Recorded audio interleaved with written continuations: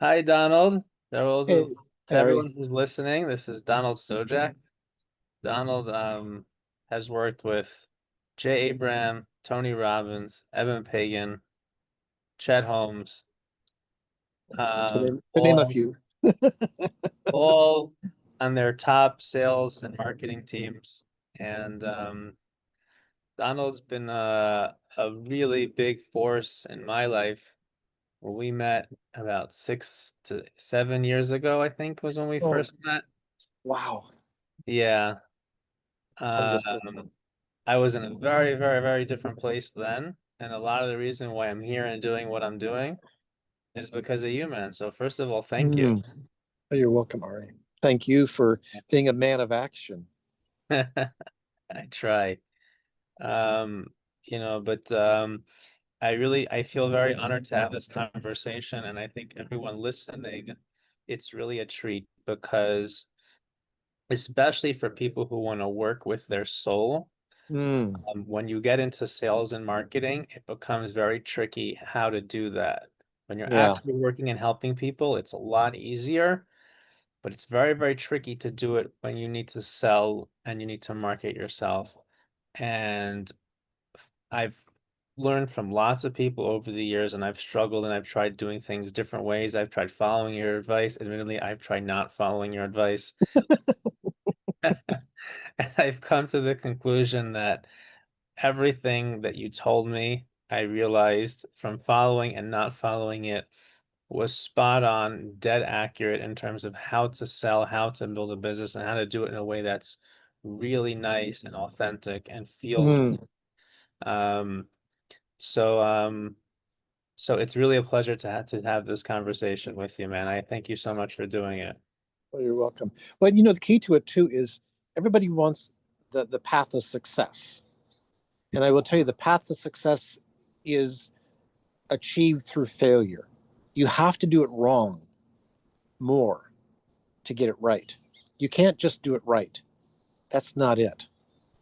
And I've done it wrong more than probably anybody. I probably have failed more than anybody. That's how you get it right. So don't be afraid of failure. Don't be afraid of failure. And when you fail too, it's like, um, it's like in cooking. You've got the sweet and the savory. You have to have both.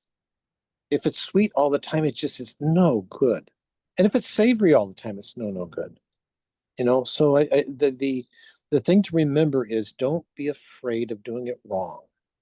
Just do it. That's probably the biggest thing. And I, for a long time, and that's the advice you gave me. You gave me this advice for a long, long time. And at some point, I was like, there's got to be a right way to do it. It's gotta be that the right way is to keep on doing it wrong. Hmm. Hmm. And I tried finding it. And you know what? That was one of the most wrong things I ever did.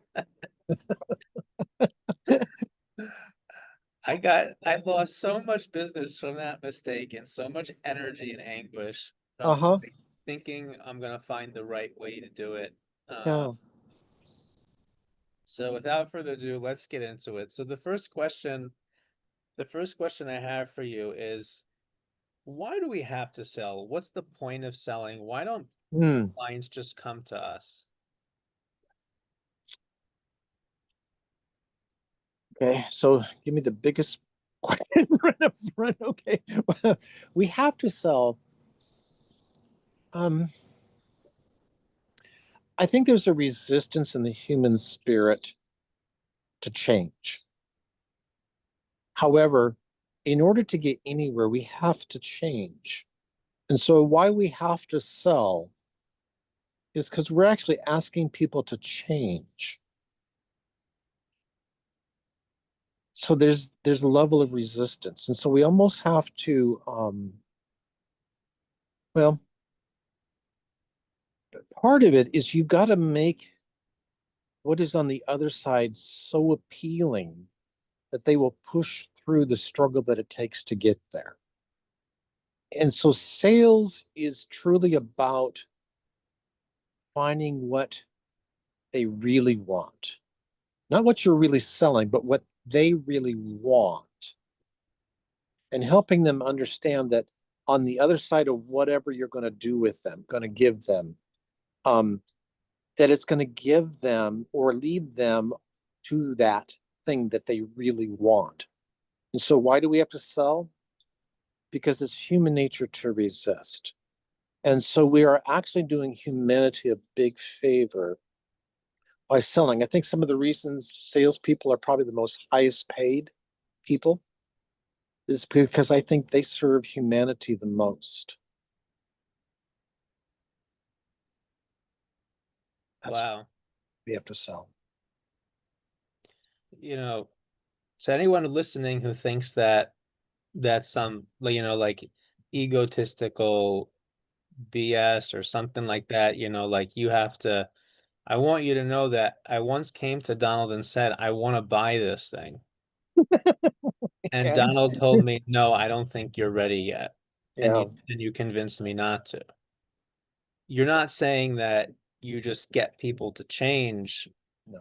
ready or not. It means that you really hold their hand through the process Mhm. and help them make a change that they really want to make. Well, and this is probably what separates mediocre salespeople from truly world-class salespeople. A world-class salesperson does not look at the sale. They look at the big picture. In other words, how many years ago did you say we connected? It was 2018, 2019, somewhere Wow. in there. Okay. So Yeah. think about it. And here we are.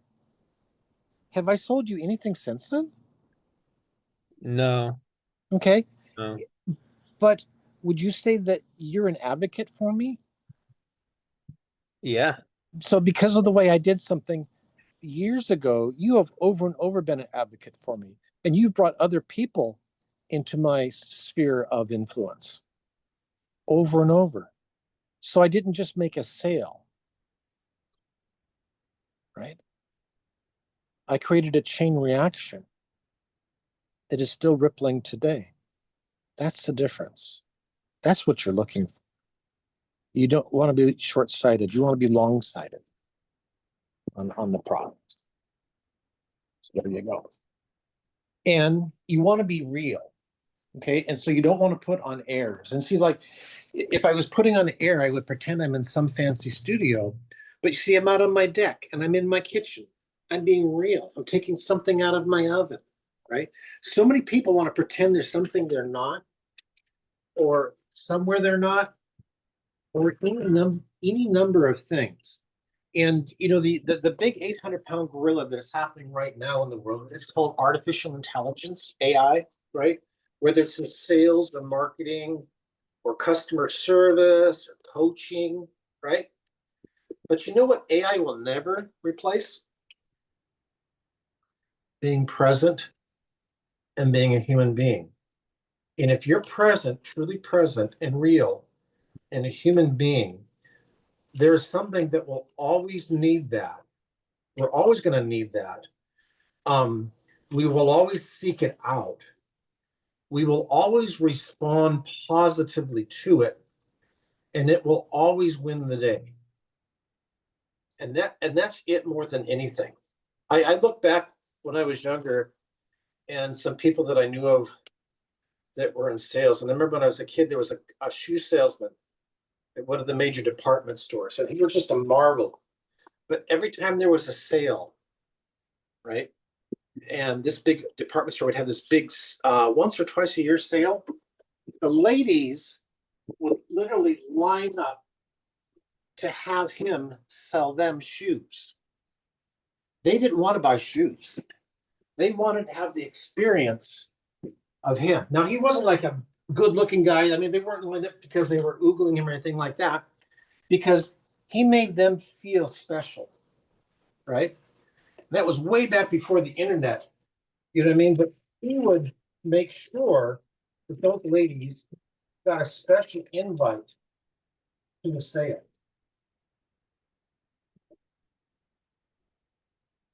And when they came, he made them feel like they were the only one that he was waiting on. Sometimes he was waiting on 10 women at one time, with shoes. But he made each one of them feel special. And I remember back in the day, I was just marveling at it. How did he do that? How did he do that consistently? And how did he not forget a name or anything like that? It's like he knew everyone by name. And fast forward, I was probably in my late teens, early 20s at that point. Fast forward, I've learned that when I'm truly present with somebody, I never forget their name.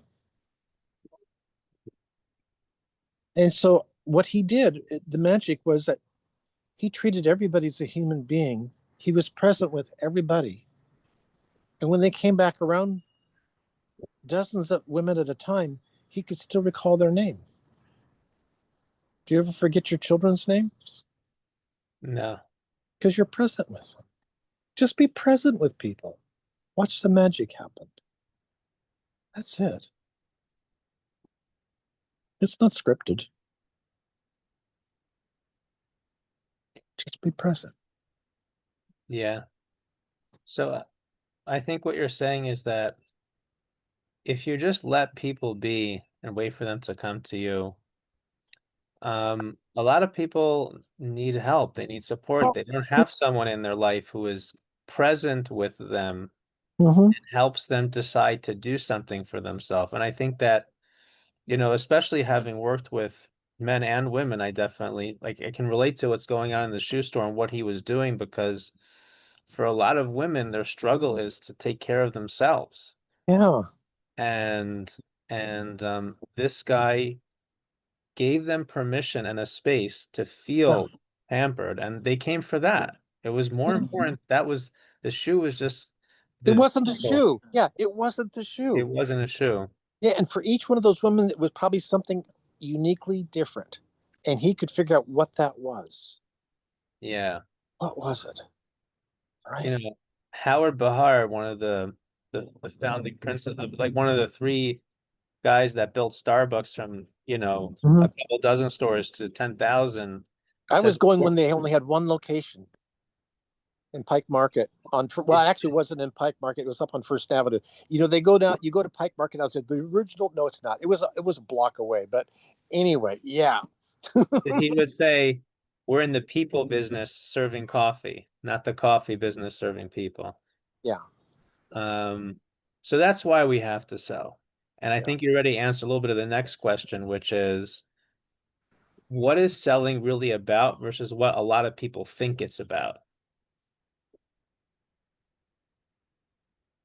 Well, it's not about talking about your features and benefits. It's not about talking about your product or service. Um, I think real selling, well, real selling is knowing more about your potential clients or lead or whatever. It's knowing more about their world than they know about it. And so, really being good at sales is truly being on top of the research of knowing the marketplace, of knowing yourself. Because well, here, there again, if you don't know yourself, you can't know somebody else. And so, selling is really about knowing yourself deeply. And through that internal, continuous self discovery, you pay attention to things differently and you feel the nuances of the human spirit. And when you can start recognizing those in other people, then you start getting the building blocks of true magic. And it is more of a, well, sometimes it's a probing and testing too. Because I mean, you can't absolutely know something, right? You got to be able to ask a question and see how somebody responds, or make a statement and watch their tonality change. If somebody starts speeding up or if they slow down, if you notice somebody starts slowing down, you say something to them, and you can feel them breathe. You're pretty close. If you're talking to somebody and they start speeding up, you don't have it. If you hear them kind of speeding up, they're running away from you. So the trick is to probe and ask and make statements and pay attention to their rhythm. Watch their rhythms change. Speed up, you're moving away. They're slowing down, you're getting closer. It's not what they say, it's how they say it and how they respond. Yeah, it's really interesting that you're saying this because I think that, especially from what I know in the coaching world, a lot of coaches think that they're bad at selling and have a hard time Mm. selling. But essentially, what they're doing if they're doing selling according to what you're saying, then they're naturally positioned to be very good at it because these are people Mm-hmm. who are, Mm-hmm. what they do is listen. Mm-hmm. What they do is be present. They just don't realize that, the Well, they're thinking sales is something else, right? Sales is connecting. Sales is finding what's really going on. Sales is painting the correct picture. You don't want to. Well, the danger is though. Sometimes what gives sales a bad name. I think is a lot of the sales training out there, and a lot of the people that I'm a salesperson. They're not a salesperson, right? They're a regurgitator of scripts. A real salesperson is going to paint a picture that is real, not a fanciful picture that is not attainable. Let's paint a real picture, and let's go there. It's how do I say it? You have to have a level of ethics, of honesty, of integrity, um, because ultimately you've got to build a trust bond. If you're always just selling hype, you're going to be short lived. You're always going to have to be finding another person to pitch because your pitches are going to fall flat.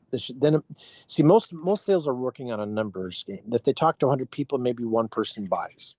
Okay, that's a really hard way to make a living.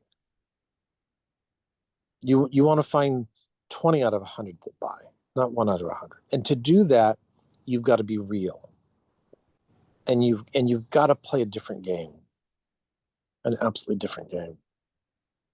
Yeah, I resonate that with that so much, having tried the different approaches that Mm-hmm. um a lot of people talk about the numbers game. How many people do you reach out to, this, that, and the other? And What you do, it is a numbers game, but it's not what they say at all.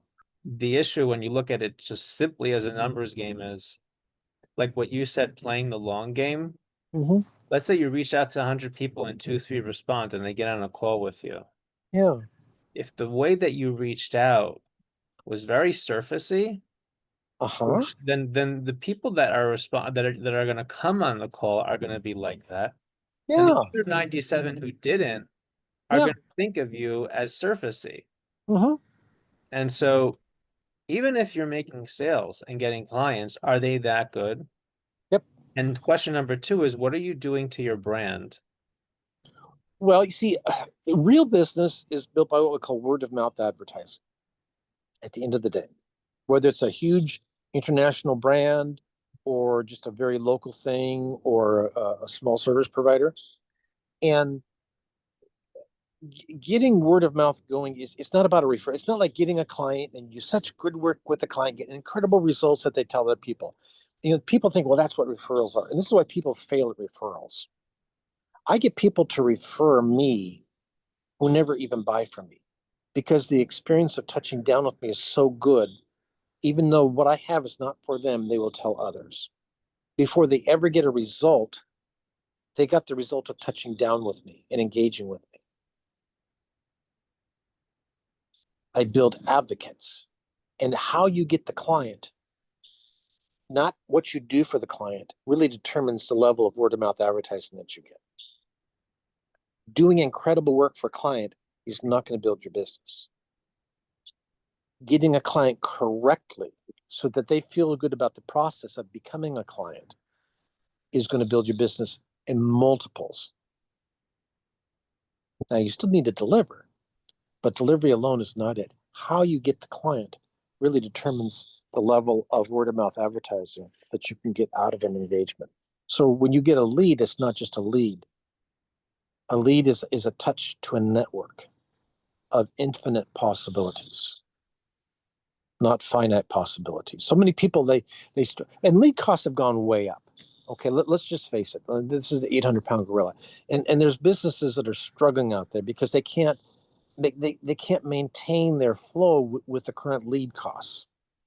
And the problem is because yes, they're generating leads, but the way they're generating leads is really cannibalizing the marketplace for them.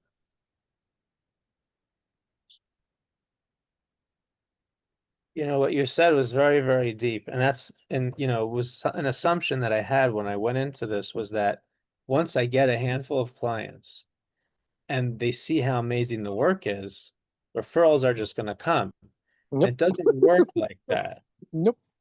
It doesn't work like that.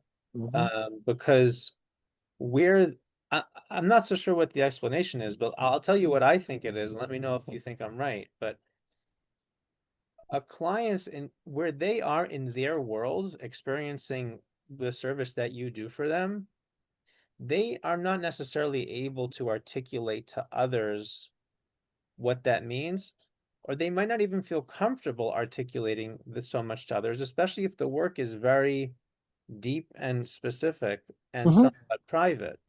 Mm-hmm. Um, and so their friends are also maybe very different than them and not Mm-hmm. necessarily the right fit for you. Yeah. But when you're so that's why that's not necessarily such a good source. But when you're out meeting lots of people and at the meeting phase where people just get to know you, they feel like you're just such a easy person to talk to. You're such Mm-hmm. a treat to deal with. You're like Yeah. they feel like, you have something that then when they see a friend of theirs who's going through something and they connect the dots, they're like their friend, why don't you see this guy? Because for them, they're not, when my clients talk to people about our work, it's very personal to them. They have to Yeah. say, I'm their coach, I've helped them out with that. They might not want to tell their, No. but when someone who hasn't worked for me has a great impression of me, to him, this Joe Schmo, when sees his friend is going through something and he meets him over the weekend, and he's like, he sees he's suffering, he's in stress or Yep. whatever, he'll be like, hey, speak to this guy. I saw he could help. Like he loses nothing of himself Yep. by doing that. There's Yep. only a win for that. And I think Yep. it really, that's really what it is. I never quite understood it as well as when you articulated that. But yeah, your Mm-hmm. referrals, they don't come from your clients. They come from the people you meet as you're Yeah. trying to get clients based on how you're doing that. Yeah. I can't tell you how many people I get this. They said somebody just said I needed to talk to you. I don't even know what you do, but they said I need to talk to you. Okay. It's like I don't know what you do, but they said I need to talk to Donald. Okay, here I am. I'm Donald. Great. How can I help you? I don't know. What do you do? Well, I don't know. And we start having a conversation. That happens to me all the time. All the time. Wow. So so the answer of what is selling really about versus what people think it's about, it's really about being present and connecting with people and giving Mm-hmm. people an experience of who you are. Mm-hmm. Um, but it's not about talking about what you do or how amazing it is. No,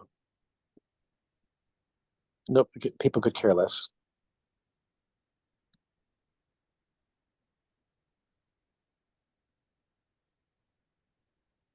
Ari, where are you at? What do you mean? Where am I at? Where are you physically at? Israel, Where were you before that?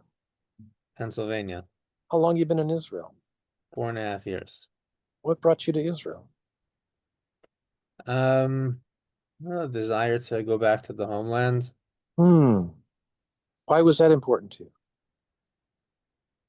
you? Um, I think around that time, it was around COVID time, the deeper need for security, Hmm. stability, Mm-hmm. sense of being at home, Hmm. and for a lot of people like me, increased. Yeah. Yeah, Yeah. How does it feel being there? it feels like I'm home. Oh, it was worth it, wasn't it? Yeah, it was. Yeah. So what did I just do?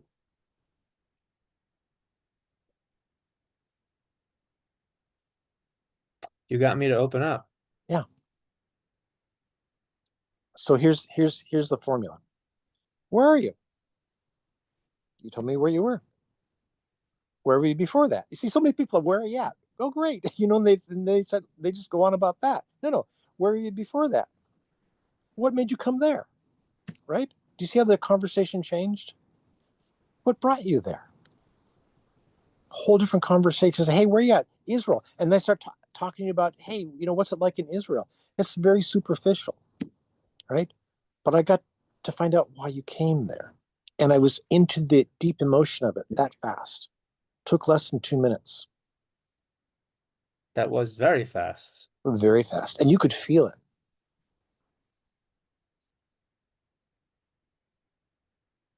And you're still feeling it. Yeah, I feel at home. Yeah.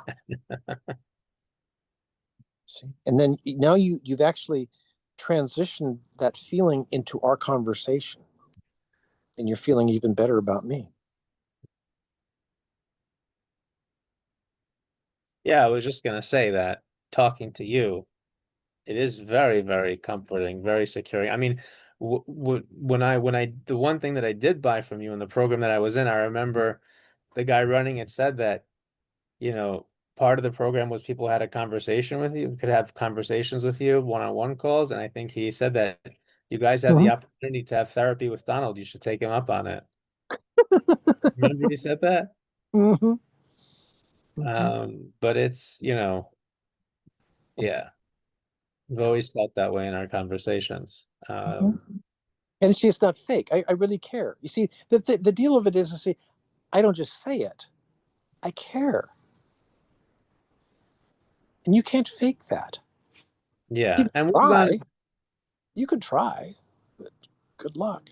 and we've been in touch on and off throughout the years, and it's been three Hmm. months, 6 months, and like when we get Hmm. on the call, it's same thing Same thing. right there. Yeah. Yeah. Do I do Um, this 100% of the time? I don't, because I mess it up. I mess it up with human beings, like everybody else. So don't beat yourself up. See, that's the other thing too about it, realize that you're not going to connect with everybody. You can try, but it just doesn't happen. It just doesn't happen. Look for the ones you do connect with. That's it. You know, some people aren't meant to be together, or they're not meant to be together forever. You just have to accept that. It's hard to accept. I've had to accept those things in my own personal life. It's not easy. It's not easy. But let go of that. Let go of that. Pay attention to the people who are actually in your world at any given moment. That's more important. You can beat yourself up with, oh, I wish I had, or I wish I would, or anything like that.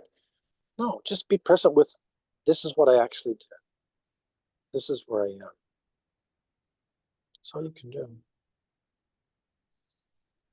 I think the question that I would have listening to this before I understood it, and that others might have listening, is that when you're given a script of a sale, or even if it's not a word to word script, but the anatomy of a sale, like, Mm-hmm. this is Mm-hmm. where you get to know the client. This is the questions you ask. This is where you determine there's a need. Then you show them Mm-hmm. you have, then you ask them for whatever. All these things, it becomes easy to understand, how do I actually get to the point where the person says, I want to buy from you, and you actually close. But when you're Mm. talking like this, it's like, where does it come? And I think you Mm. can answer this, but I would, if can I give my answer? Absolutely. It comes out of nowhere. Yep. It comes from them. And like, and like I said earlier, like when I made the mistake and I started doing things, trying to find a way to do things, and it worked out, and it started not working, and I realized, and I woke up and I was like, all this new stuff I'm doing that I think is the thing is not the thing. So then I Mm-hmm. had to like basically start over, just doing nothing, just talking to Mm-hmm. people, connecting with them. And within Yeah. the first couple weeks of doing that, I'm on a call with someone, and I'm just getting to know him, and he's just getting to know me. And then out of nowhere, he's like, so what's it like to work with you? What does it cost? Mm-hmm. Mm-hmm. It's like, yeah, I think I want to start doing that. And I'm like, Mm-hmm. wait, what? I just So like t- I just Typical, busted my typical, behind for months trying to actually do this, and no one said yes. And here I'm not even trying to do anything, and all of a sudden the guy wants to buy from me. typical sales guy. Let's get you started. Real sales. When they ask, what do we need to do to get started? That's real sales. Doesn't happen every time, but magic to my ears is I'm talking to somebody who says, what do I need to do to work with you? What do I need to get this product? What do I need to do? Do you take American Express? Yeah, we take American Express. Okay. Here's my credit card number. I had a guy do that to me last week. He says, do you take American Express? I says, yeah, we take American Express. Here's my card number. He didn't even wait. I mean, I wasn't even ready to take his card number. He says, here's my card number. It's okay. Hold on. Let me figure out where to put that. It's just, you know, that's what you're looking for. That's what you're looking for. No. You know, it sounds like crazy, but if you flip it around and you think of what would feel good to you Mm. as the customer, Mm-hmm. to be able to talk with someone who asks nothing from you, Mm-hmm. doesn't push anything on you, is just Mm-hmm. sitting there listening, understanding, helping, Yeah. to let it come from you and be like, yeah, I think I want to know more about this. Like, what is this? Yeah. This is interesting to me. Yeah. One of the gentlemen I learned from years ago, Eric Liebman, and I worked in the piano stores, and he ran one of our branch piano stores. And I actually had a piano studio in that piano store. I was the piano mover, I was the piano teacher, and I sold pianos. I did everything. But Eric put his desk at the back of the store, and people would come in the store, and he'd kind of acknowledge them, and he'd let them wander through all of the instruments till they got to the back of the store. And usually the most expensive instruments were out in front, and the old reconditioned uprights were in the back. And he basically got to the back and he'd say, which one do you want? He sold more pianos than anybody. He didn't go up and tell them and talk to them about each piano, nothing. He'd just say, which one do you want?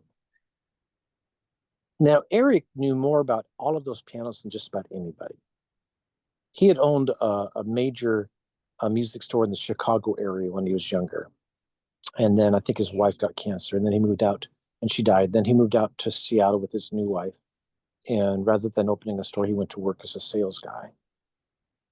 Right. But he just would wait for them to get to the back of the store. He allowed them to take their time and look through, and he could, as they were looking at ones, and he'd just say, which one do you want? It's that simple. Yeah. I mean, the panels were all there. I mean, it's just like, they're walking, they're just like, hey, you got any questions? Which one do you want?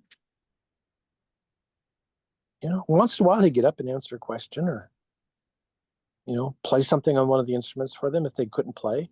If they came in, they didn't really know how to play or something. And he says, well, let me play a couple songs that I know. Play a couple songs. He's a very accomplished keyboard player. That's all I did. I'm a I big think fan. it wa- I think it was you who told me about the sales guy at a car dealership once. I think it was Mm-hmm. Mercedes. Mm-hmm. Yep. He didn't say anything. He No. would just sit with you in the car, Mm-hmm. and he would just take a deep breath and just enjoy the car. It's just like and the Mercedes, it was the leather, right? And I was looking at Cadillacs at that time. They both had leather interiors, right? But Mercedes had a certain kind of smell to it, right? Signature, right? It was the kind of leather they had in the car. And he just sat there and he went, I almost bought it on the spot. I mean, I wasn't in the market for Mercedes because I really wanted, and I actually did get a Cadillac. But dang, I almost bought a Mercedes when he did that because he took me to a whole nother level. I still remember it. I can remember the suit he was wearing, kind of a lighter gray suit. He had a white shirt and he had a kind of a narrow black tie. And he just went,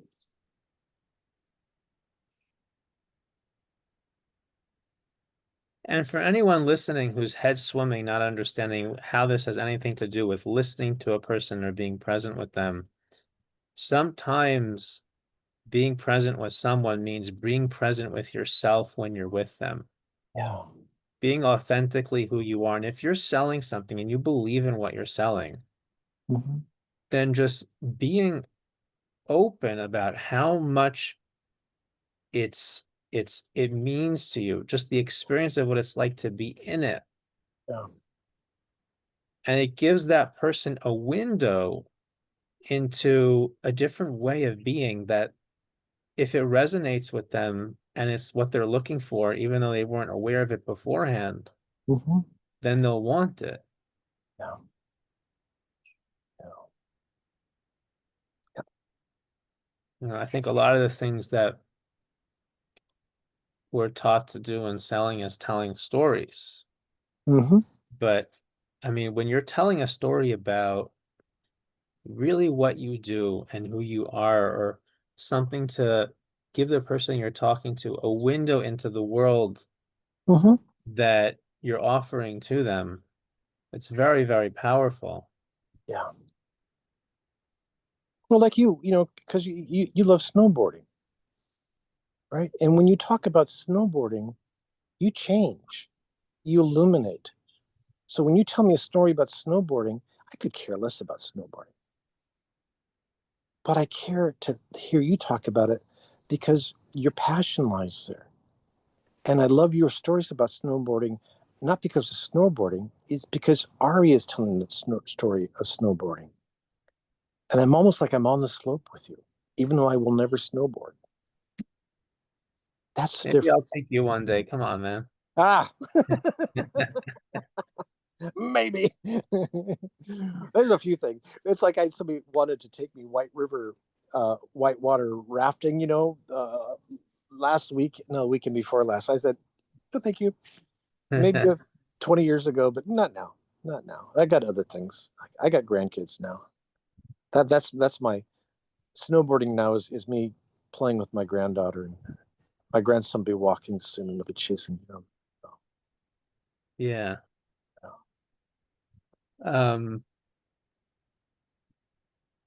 this is a question that I asked you earlier before this is actually what was what inspired me wanting to do this whole thing. But when we're reaching out to people, we are because we're not trying to sell in the way people understand it as Mhm. pushing our solutions onto them, because we're trying to sell through presence and authentically connecting and trying to serve and understand another person. Um, on the one hand, we do need to follow up. Mhm. If we have a conversation with someone, they're not necessarily going to remember to Nope. we need to reach out, we need to follow Mhm. up. But we also don't want to be pushy. We also don't want to become too attached and not give them the space that they need. Mhm. And sometimes it's not always easy to know in a Correct. situation which is which, or even Yep. in a conversation. Sometimes I have a conversation with someone and I'm not sure. Is it time to ask? Is it time to Mhm. say like, so what do you Mhm. think? Are you ready to do this? Or is it Mhm. not time? Yeah. How do you navigate that? I don't. Sometimes I really mess it up. Sometimes I don't push enough. Sometimes I push too much. Um, it's a battlefield call. Sometimes it's not going to be the same every time. Um, I got a group of people I'm following up with right now, and today it's a holiday weekend here. Um, you know, my gut level says, do I message them today or do I wait till tomorrow, first day of the business week? I don't know yet, and I don't know. I don't have a clear answer. I don't know, right? I don't know. So try something. I think the key is try something. And Or you could also be humble. Say, hey, I don't know if this is the right time, but you know, it's been a week since we talked. Um, or just be nonchalant. Hey, just checking in. How are you doing? And don't say, hey, just checking in. Are you ready to buy? Say, hey, just checking in. How are you doing? You know. And to everyone who's listening to this, who's kind of like wondering, wait a second, does this guy really know what he's talking about? I know I said it, but can you remind everyone who you worked with and what you've done for them? Well, Chet Holmes was probably my primary mentor, and Chet's been gone from us now about a decade. But um, Chet was a leader in sales. There's no question about it, and especially B2B sales. And not only did I get out on his team, but I helped train his team.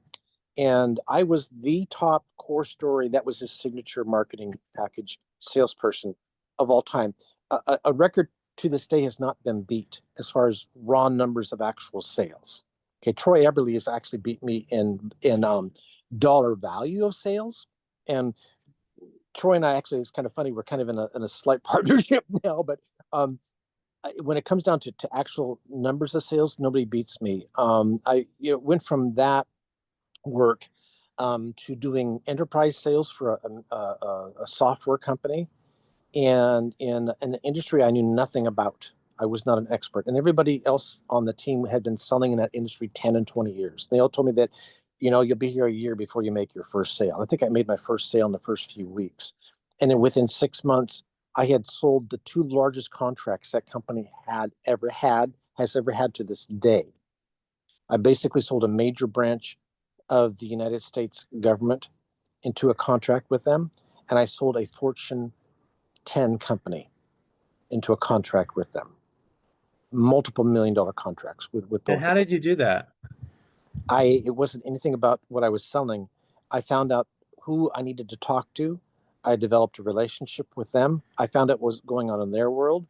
For the federal government, there was a guy named Ian, and I called every branch office of that government agency. I started in San Francisco and worked my way across the country. I didn't even know who to talk to, right? And I finally figured it out just by process of elimination. And then it was a guy named Ian out of the Nebraska office, and he was on vacation. And I said, "Well, when will he be back?" "Well, he'll be back next week." And so I called in a week later. I say, "Ian back from vacation?" "Yeah, Ian's back." "Great." And they put me right through to him, and we talked. And I says, "Well, what do you really want?" He says, "You know what? I've been around here a few decades. I hate the contracting process.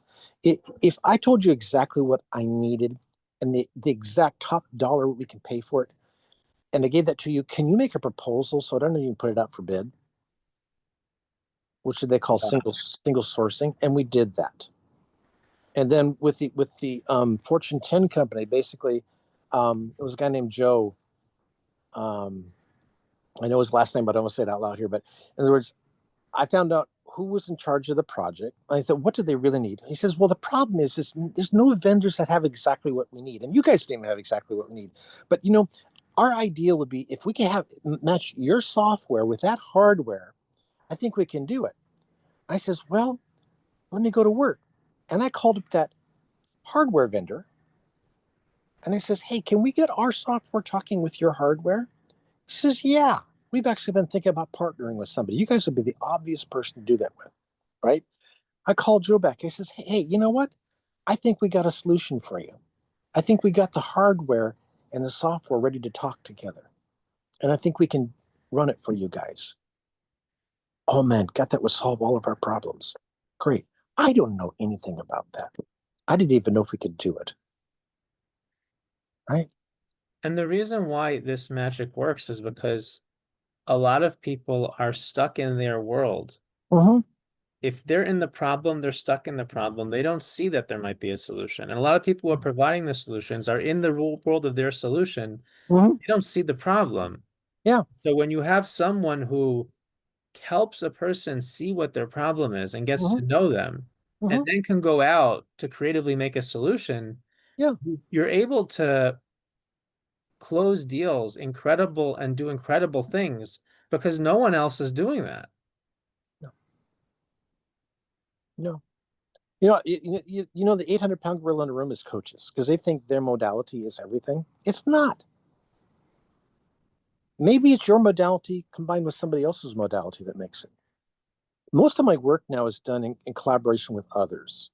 It's not everything that I know. I put together conglomerations of um, service providers or experts that actually make things happen. Because it's not any one of them, it's a combination of things. Imagine you're doing deep mindset work with somebody, but they're massively overweight, right? You need to get them some other help. I've got a friend that can help you with nutrition and diet. Maybe if we work together with mindset and nutrition and diet, we can truly help you change your life. Or um, I'm doing some deep work myself right now, and I have 3 coaches working with me. They're all working on a different aspect of the things that I need to have happen. Any one of them alone is not going to give me my answer. But together, 3 of them in coordination is changing my world for me. Each one of them doesn't have the answer by themselves, and they're willing to admit that. And they're not saying, "Oh, only work with me. Don't work with anybody else." No, they're basically saying, "Yes, work with me, and I can help you on this corner of this, but you need to find somebody else to help you with that. And you know what? Something else that could help you would be that, right?" And that's what I'm doing right now. And it's changing my life. I would say I have gone farther in the last 6 months than I did in the previous 66 years. And I would say in the last month, I've made another leap because I'm finding combinations of people to help me. And most of it's between the ears, full disclosure. Most of it's between the ears. I think, I mean, what it sounds to me like what you're saying is that it's the opposite of what you think. The salesperson Mm-hmm. is like egotist. It's really a lot of humility. Yeah. It takes, Yeah. Mm-hmm. you know, it Yeah. takes if you think that you have to be the solution to everybody and your solution is the solution to all their problems, Yeah. it's gonna be hard to sell in this way because Yep. you're not really gonna be open to listening. Yeah. Um, Starbucks does not want everybody to be their client. They're not trying to be the client, the provider for everybody. In the Seattle area, there's a proliferation of other coffee roasters and coffee shops. I mean, we probably have more per capita in the Seattle area than anybody. They are not um, discouraged to be in business by Starbucks. They're actually encouraged. Actually, by Starbucks actually encourages, not I wouldn't say like directly, but I mean they don't try to squash their competition because their competition creates a desire for coffee.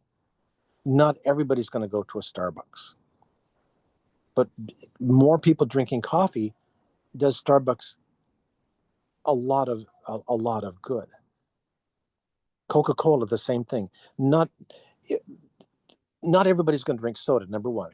But everybody that drinks soda, not everybody's going to drink Coke. And they don't need everybody to drink Coke to be successful. Does that make sense? yeah. Get the crowd moving in your direction and catch some of them. You don't want to see. Here's the problem with coaches. Coaches are too often selling their coaching modality, and that's not what it is. Sell people on actually being coached. Forget about your modality. People need coaches. Period. No matter what. It has nothing to do with your modality. It's not your modality. People need coaches. People need good coaches.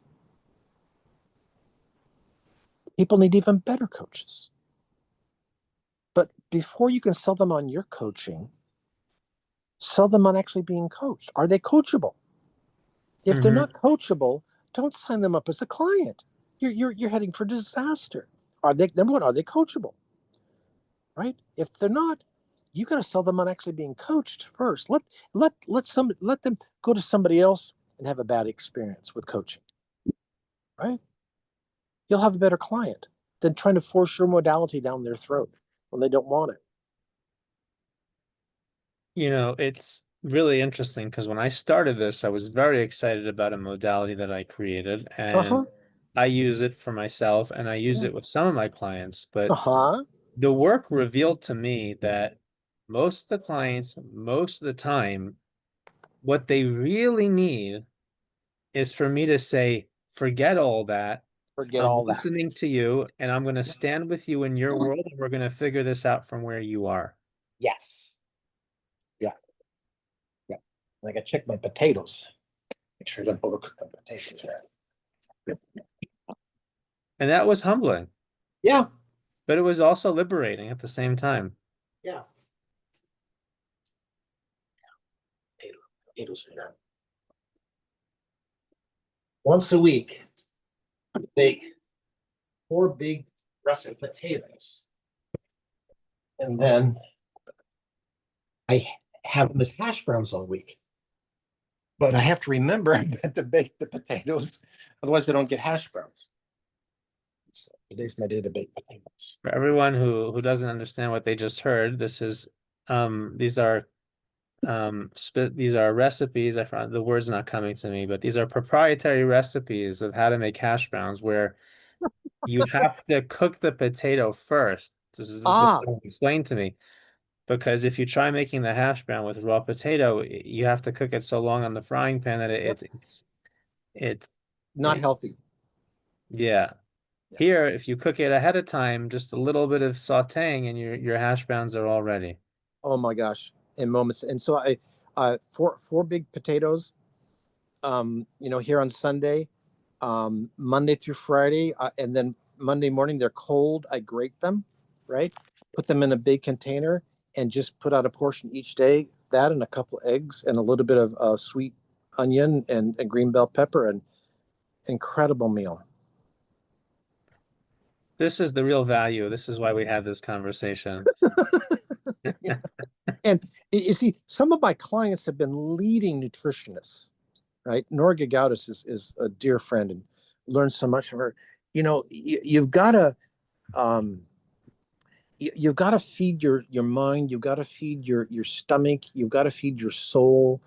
Um, it's a mind body thing, and so to be good in sales, to be good in life, you've got to be in alignment with your creator, whatever you think that is. You've got to be in alignment with nourishing your brain with really good things, good thoughts, good feelings, good knowledge. You need to nourish your body with good pure foods, and good exercise, and you need to take your shoes off and ground yourself to the earth. Okay. This is all what it takes to truly be successful. You can't do any one of those in isolation. So when people come to me for help, because I've got a couple sales teams right now I'm working with, um, they're always surprised at how I start. And nobody says, you got your shoes on, take your shoes off, feel the ground. And even if it's just the floor of your wherever you're at, feel the ground, right? Are you spending time in quiet meditation, right? Or is your mind so busy that you can't figure anything out? Quiet yourself. um if you believe, pray, right? If or meditate, or just sit and look at the world around you, whatever that world is. If you're in the city, go outside and just find the sidewalk. Or I live out in the woods and I'm sitting here on my deck, and it's summertime right now, so I'm outside. I'm just looking at the trees and the birds, and I got bunny rabbits running through my yard. I got a couple of my chickens are pecking around the yard. I spend time quieting myself. I spend time writing, journaling. um, I spend time nurturing. Oh, so here's the thing. Okay, here's sales 101. Spend time nurturing good relationships with just people. Think about your friends, right? So many people, they truly aren't being a good friend. You want to be a good salesperson? Be a good friend. Listen to your friends. Call your friends up. How are you doing? What's going on? Are you hurting? Can I come over and talk? Can I do anything for you? Can I come help you out? Today, after I get through with this, I'm going to probably call my oldest son today and say, hey, what are you doing? Can I come over and just sit with you? No agenda, right? And other than I want to maybe play with my grandkids, but it's not like, hey, can I come and get something for you? He says, no, can I just come and be with you? You know, we went out to breakfast yesterday. And I just said, hey, can I just tag along? He went out with his breakfast with his friends. He always goes on Saturday, and I went along. Practice being present with people. Practice sitting on a bench and just turn to the next person and say, hey, isn't it beautiful out today? Hey, isn't it wonderful? And you know the danger out there. I mean, you're there in Israel, and you know I'm over here in the United States, and we can get so wrapped up with so much of the negative stuff that's going on in the world. And we can say, oh, the world's going to heck in a handbasket. It's always doing that, right? Man's inhumanity to man has always been, it always will, but nothing's going to stop that. So, what part of it do you want to focus on, right? Um, in the U.S. over here, I think there was a huge flash flood in Texas, and some people lost their life, right? People lose their lives every day. It's tragic, you know. But you know how many people didn't lose their life? Do you know how many people don't hate their neighbor? Do you know how many people actually smile today? In the news, like 10 people frown today. Yeah, but you know, 90 people smile today.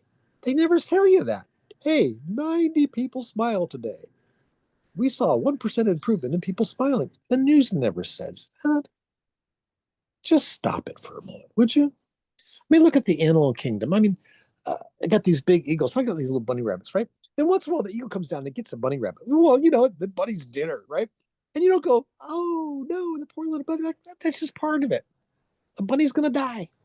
An eagle's gonna live. Something's gonna get the eagle. I don't know what's gonna get the eagle, but something will, right? So that's just the cycle of life. It's okay. It's okay, right? Um, we're, all of us are getting older. None of us are getting younger.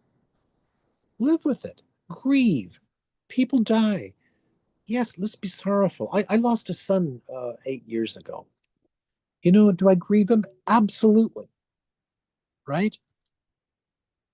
But I have five other children that are living. I got two grandchildren. Right? Do I not remember James? No, I remember him. I remember him every day. But I don't let that hold me down so much that I don't pay attention to my grandson who's almost ready to start walking. Right? So find the sunshine, find the ray of hope. I mean, don't be Pollyanna like everything's wonderful. It's not. Okay, it's a mess. But don't sit in the mess so much that you fail to see the beauty that God has put in front of us, right? And just sit there and look for a moment and just hold on to that. You know, and if you can bring that peace inside of yourself, I think you've got a better chance of not just selling, but being a human being. Do that, right? My life hasn't been perfect. I've made mistakes. I've had broken relationships, right? That doesn't mean I can't have new relationships. That doesn't mean I can't find love. I've lost love. I'll get love again. It's okay, right? So That's sales. That's sales. yeah. To anyone listening who wasn't sure how the dots are connecting, what what Donald's saying is that what I'm hearing him say is that if you want to sell better, live better. Oh, ah, Come to people with a life and an energy that when they look at you, they want it. yeah. I remember when I was finishing my studies here in Israel, Hmm. I was very, very close to one particular mentor.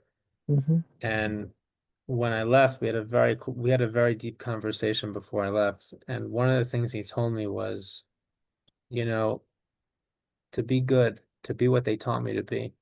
Yeah. And so I asked him, what does that mean?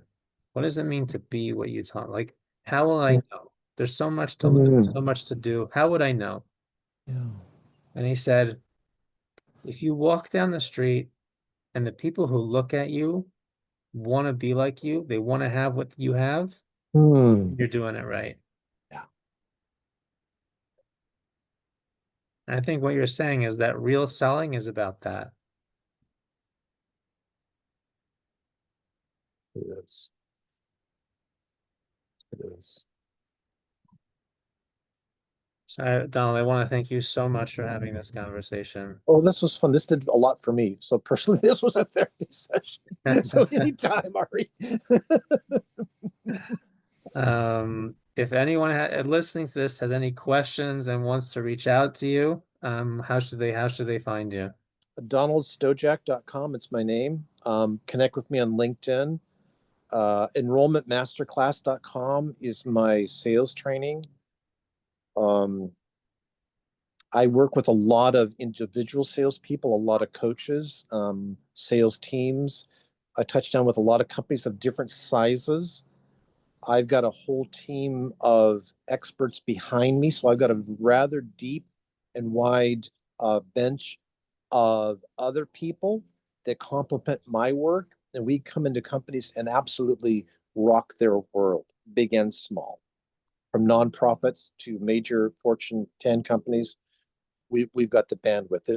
Not naming names, but major companies like Costco have had people on my team turn them around.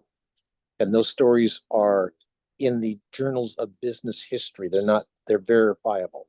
And just Google my name and you'll see what I'm talking about. I'll put links to these things wherever I post this video. And thank you again, Donald. Thank you so much for doing this. This was great. It was as deep as I imagined it would be and more. Okay. Thank you so much.